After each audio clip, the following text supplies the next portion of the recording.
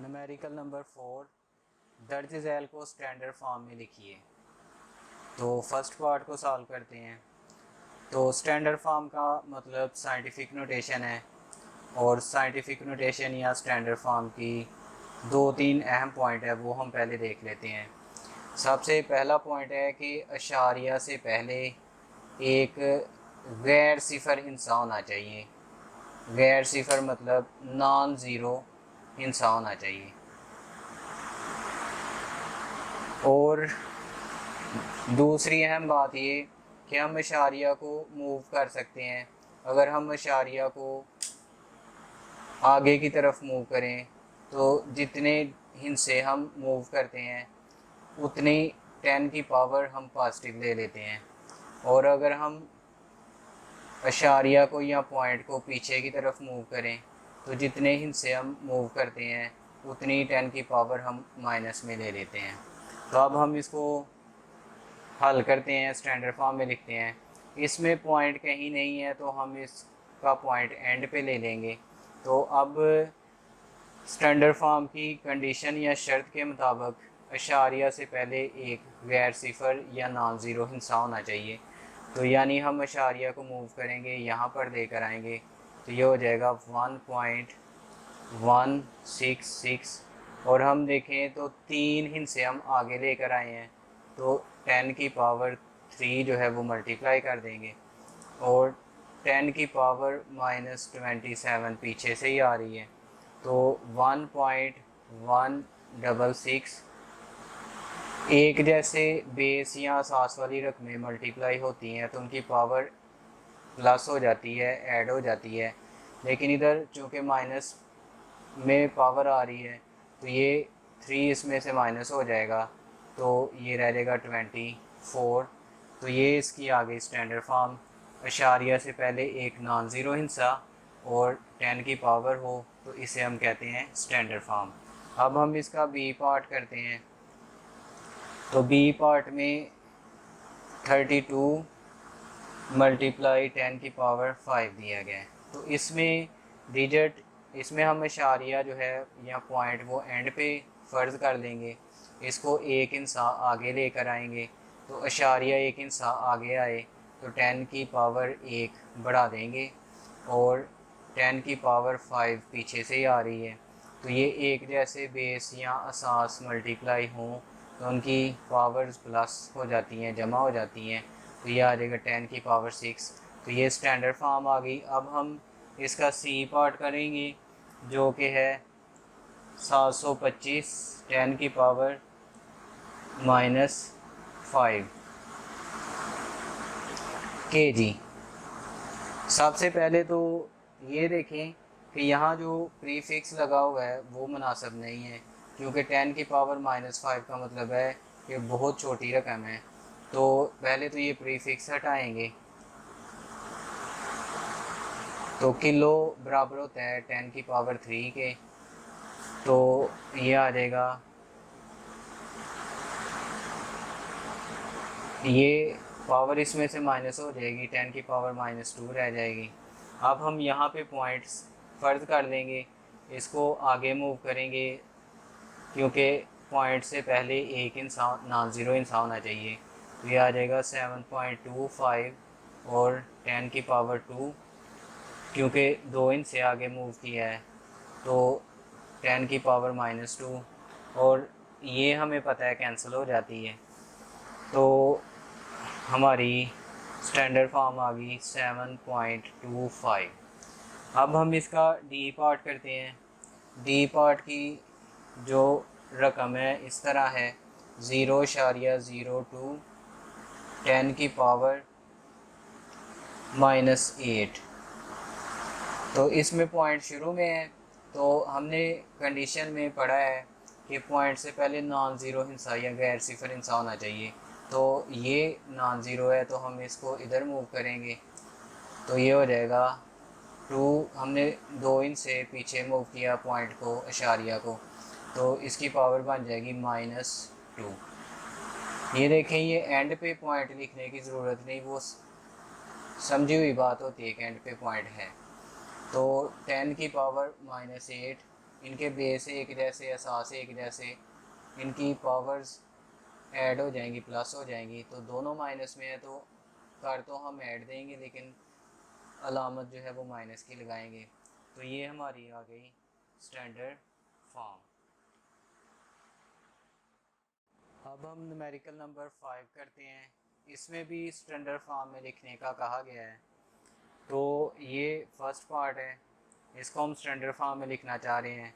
And पे हम point या अशारिया फ़र्ज कर लेंगे और ये होना चाहिए 6 के बाद, यानी पॉइंट से पहले सिर्फ एक नॉन ज़ीरो हिस्सा होना चाहिए। तो इसको हम यहाँ पे ले आएंगे। तो हमने 3 हिस्से इसको मूव किया है, तो 10 की पावर 3 लेंगे प्लस में। जब आगे मूव करें तो प्लस में पावर लेते हैं, और ये जो ज़ीरो है ये कैंसिल कर देते हैं, पॉइंट के बाद वाले ज़ीरो कैंसिल कर देते हैं। तो ये हमारी आ गई स्टैंडर्ड फॉर्म। अब हम सेकंड पार्ट को करते हैं।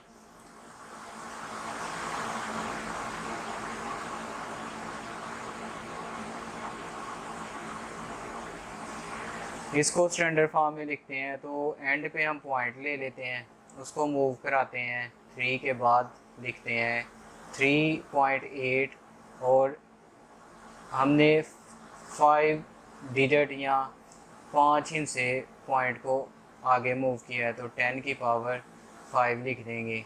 और ये एंड वाले पॉइंट के बाद ये ज़ीरो कैंसिल हो जाते हैं। तो ये हमारी स्टैंडर्ड फॉर्म आ गई, क्योंकि स्टैंडर्ड फॉर्म में पॉइंट से पहले एक हिस्सा होना चाहिए और 10 की पावर होनी चाहिए। अब हम थर्ड पार्ट देखते हैं।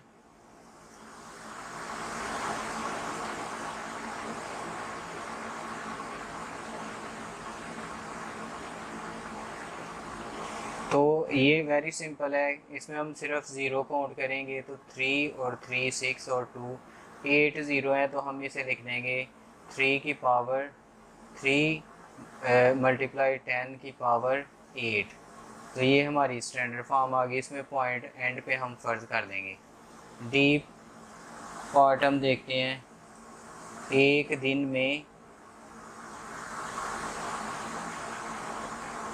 दिन में सेकंड्स की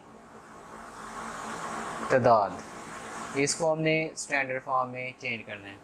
तो पहले तो हम लिखेंगे एक दिन बराबर 24 आवर या घंटे, और एक घंटे में 60 मिनट होते हैं। 60 मिनट में चेंज हो गया। फिर एक मिनट में 60 सेकंड होते हैं। तो पहले हमने दिन को सेकंड में चेंज किया। तो ये इन तीनों को मल्टीप्लाई कर दें तो ये हो जाएगा 86,400 सेकंड। अब हम इसको स्टैंडर्ड फॉर्म में लिखना चाहते हैं। तो यहाँ एंड पे हम पॉइंट फ़र्ज कर देंगे और इसको मूव करेंगे, सिर्फ एक डिजिट रह जाए तो यहाँ पे लगा देंगे। तो 4 हिस्से हमने मूव किया है, तो 10 की पावर 4 लिख देंगे और ये 2 ज़ीरो कैंसिल हो जाएंगे। तो ये हमारा सेकंड में स्टैंडर्ड फॉर्म आ गया। अब हम न्यूमेरिकल नंबर 7 करेंगे। एक स्क्रू गेज की सर्कुलर स्केल पर 50 दर्जे हैं। स्क्रू गेज की पिच 0.5 मिलीमीटर है। इसका लीस्ट काउंट क्या है? तो सबसे पहले हम स्क्रू गेज का लीस्ट काउंट, उसका फार्मूला लिखेंगे। तो लीस्ट काउंट का फार्मूला होता है स्क्रू गेज की पिच और सर्कुलर स्केल पर दर्जे, सर्कुलर स्केल पर दर्जे। तो पिच है 0.5 मिलीमीटर और सर्कुलर स्केल पर दर्जे हैं 50। तो जब हम इसको डिवाइड करेंगे तो इसकी वैल्यू आ जाएगी 0.01 मिलीमीटर। तो ये जो वैल्यू आई है ये मिलीमीटर में आई है। अब हम जानते हैं कि 1 सेंटीमीटर में 10 मिलीमीटर होते हैं। तो अगर हम यहाँ से मिलीमीटर निकालें तो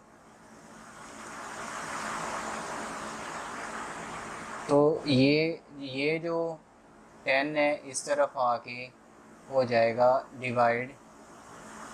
तो कहने का मतलब ये मिलीमीटर, 1 मिलीमीटर जो है, 1 मिलीमीटर ये बराबर हो जाएगा 1/10 के। तो हम इसको लिख सकते हैं, यानी 10 पे या 10 पे डिवाइड कर देंगे तो ये जो मिलीमीटर है वो सेंटीमीटर में चेंज हो जाएगा, और डिवाइड करने के बाद 10 पे डिवाइड करेंगे तो एक ज़ीरो और बढ़ जाएगा, यानी 0.001 सेंटीमीटर हो जाएगा। तो ये दोनों ही यूनिट में इसका लीस्ट काउंट आ गया, मिलीमीटर में भी और सेंटीमीटर में भी। अब हम न्यूमेरिकल नंबर 8 करेंगे। ये न्यूमेरिकल जो है ये ऑब्जेक्टिव टाइप है, मरूजी टाइप है।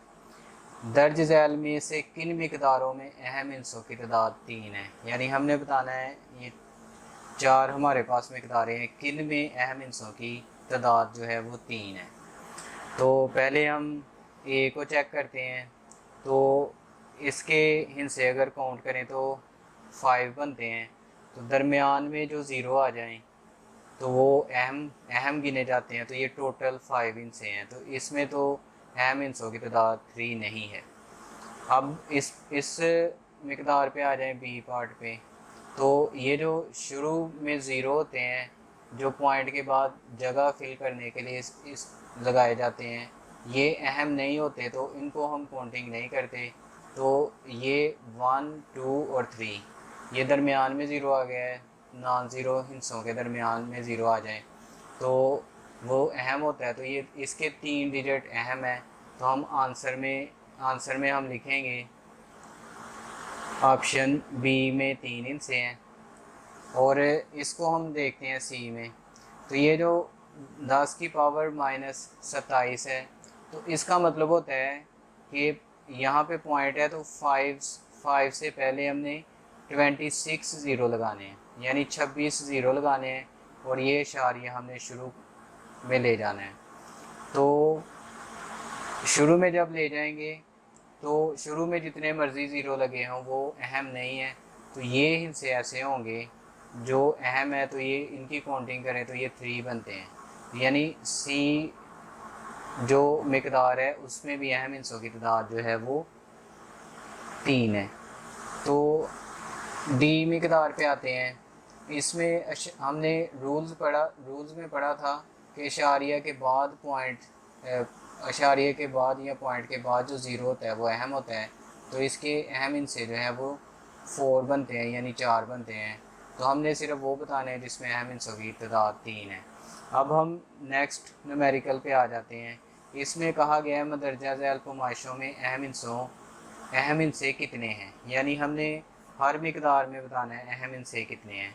तो ए में अहम हिस्से जो हैं, ए में अहम हिस्से ये ज़ीरो चूँकि दरमियान में आ रहे हैं तो अहम हिस्से हैं 4। अब हम आ जाते हैं बी पर। तो बी में ये शुरू वाले ज़ीरो काउंटिंग में नहीं आएंगे, क्योंकि ये सिर्फ जगह फिल करने के लिए अहम नहीं होते। तो ये हम काउंट करेंगे तो इसमें अहम हिस्से हैं 3। फिर हमने पीछे भी ये किया है कि अगर माइनस में पावर आ जाए तो पॉइंट से पहले एक डिजिट है तो हम इसको भी काउंट कर लेंगे, और ये 27 है, 27 है, तो इसको काउंट करके हम पॉइंट को 27 हिस्से शुरू में ले जाएंगे। तो उसके लिए हमें 26 ज़ीरो लगाने पड़ेंगे, 26 ज़ीरो लगाने पड़ेंगे। तो शुरू में जितने मर्जी ज़ीरो लगे हों वो अहम नहीं होते, सिर्फ ये 3 हिस्से अहम हैं। तो इसमें अहम हिस्सों की तादाद बनती है 3। तो ये जो डी पार्ट है इसमें वाज़ेह है कि इसके अहम हिस्से 4 हैं। Last numerical, chocolate wrapper 6.7 centimetre लंबा और 5.4 सेंटीमीटर चौड़ा है। इसका एरिया अहम हिस्सों की माकूल तादाद में मालूम करें, यानी चॉकलेट रैपर का हमने एरिया मालूम करना है। तो सबसे पहले हम लिखेंगे लंबाई जो कि है 6.7 सेंटीमीटर। फिर हम लिखेंगे चौड़ाई जो कि है 5.4 सेंटीमीटर। और एरिया हमें पता है, एरिया का फार्मूला होता है लंबाई ज़रब चौड़ाई तो लंबाई 6.7 सेंटीमीटर और चौड़ाई 5.4 सेंटीमीटर। इनको ज़रब कर दें, मल्टीप्लाई कर दें, तो ये आ जाएगा 36.8 और सेंटीमीटर मल्टीप्लाई होके सेंटीमीटर का स्क्वायर हो जाएगा, सेंटीमीटर की 2 हो जाएगा। तो ये जो हिस्से हैं ये हमने पूरे हिस्से लिए हैं। यहाँ पर उसने कहा है अहम हिस्सों की माकूल तादाद में लिखें, यानी हम ये .1 जो है इसको नज़रअंदाज कर सकते हैं और इसको पूरा हम लिख सकते हैं 36 सेंटीमीटर की 2। तो ये अहम हिस्सों की माकूल तादाद